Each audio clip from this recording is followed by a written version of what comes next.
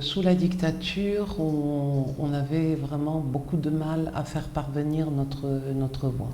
Parce qu'on était interdite de médias, on était interdite d'espace public pour faire nos activités, on était même interdite de circulation, hein. Quand on voulait se déplacer d'une région à une autre, on nous arrêtait. On était constamment surveillé par la police politique.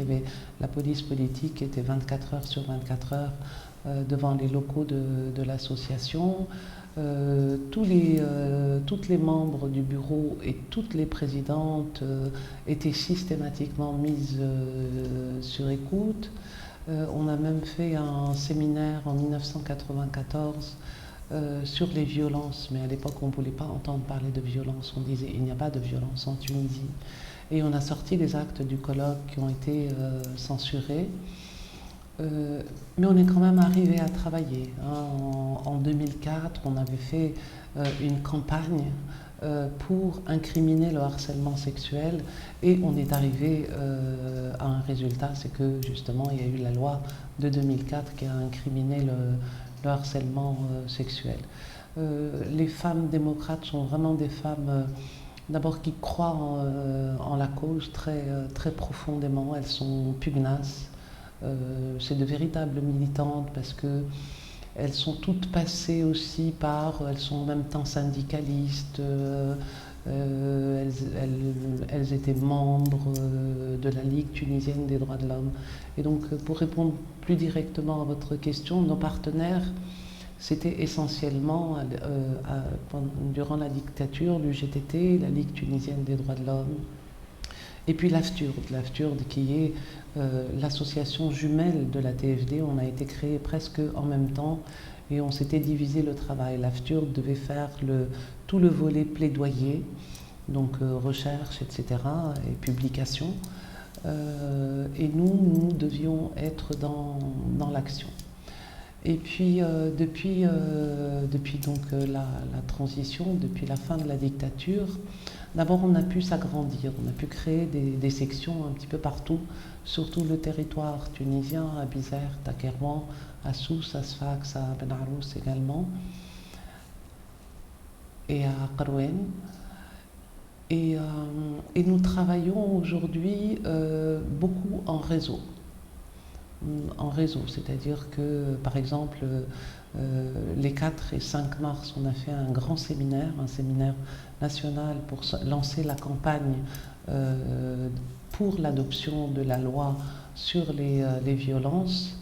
Ça a été organisé par la Ligue tunisienne des droits de l'homme et l'Association tunisienne des femmes démocrates, mais également par la coalition, par cette coalition de plaidoyer pour l'adoption de la loi intégrale qui regroupe à peu près 60 associations.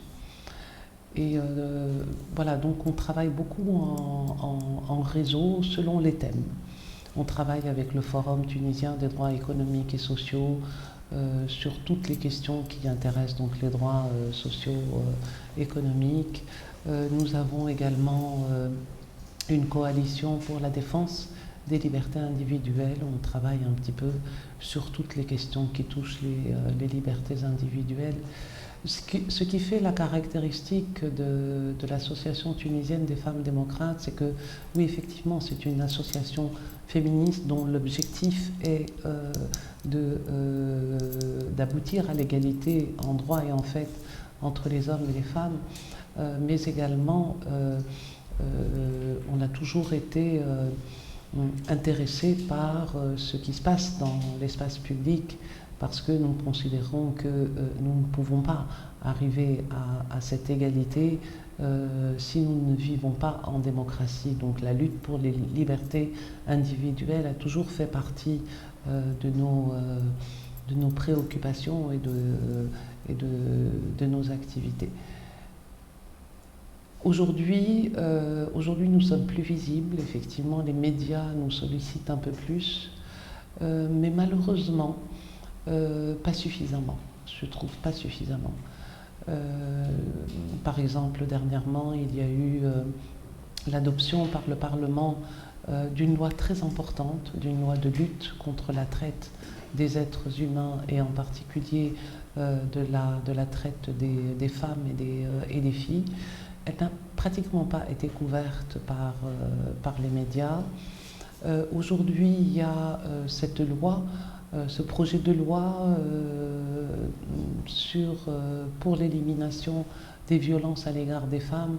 Normalement, on devrait en parler tous les jours, parce que bon, c'est une loi qui est intégrale dans le sens où elle voit le volet prévention, le volet protection, le volet prise en charge des femmes victimes de violences, mais également le volet répressif. Et donc il y a une réforme aussi des textes du code pénal.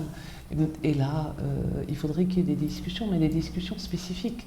Il y a eu une réforme du viol, une réforme importante du viol. Il y a eu une réforme importante des abus sexuels commis contre les enfants. Il y a maintenant, et on l'avait demandé nous-mêmes, c'était parmi nos revendications, à ce qu'il y ait un texte spécifique sur l'inceste. Il y a un texte spécifique. Il faut le discuter. C'est un très mauvais texte, d'ailleurs, à mon avis. Et même en ce qui concerne les abus sexuels contre les enfants, le nouveau article 227 bis est aussi très mauvais parce que on a gardé l'âge du consentement possible à une relation sexuelle à 13 ans. Or, c'est inadmissible. À 13 ans, on est encore un enfant. On est d'autant plus un enfant que dans notre pays, les enfants n'ont pas d'éducation sexuelle du tout, ni dans la famille, ni à l'école. Et donc, ils ne connaissent même pas leur corps. Ils ne savent pas, il n'y a pas suffisamment de sensibilisation, ni à l'école, ni dans les médias, cette loi normalement devrait être discutée régulièrement, point par point. On devrait suivre les débats qu'il y a au Parlement aujourd'hui et l'appuyer avec le débat public, voir ce que les Tunisiens pensent. Qu'est-ce qu'ils peuvent accepter, qu'est-ce qu'ils ne peuvent pas accepter, et puis même s'il y a des choses qu'ils n'acceptent pas a priori, on peut peut-être essayer de les convaincre sur un certain nombre de choses. Voilà, l'égalité dans l'héritage aussi, on en a parlé quand Ben Rarbé a déposé sa proposition de loi. On en a parlé pendant un petit temps et puis après on l'a oublié. Nous on l'a remise à l'ordre du jour à l'occasion du 8 mars. Vous allez voir que dans quelques temps on va l'oublier encore.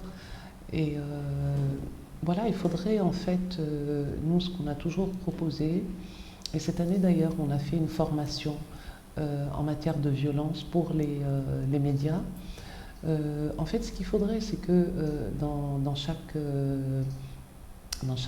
chaque média, il y ait quelqu'un spécialisé en la matière. Donc, qui sache déjà quand il fait un interview ou quand il fait un plateau télé, qu'il sache déjà de quoi il parle et qu'il suive régulièrement cette actualité-là.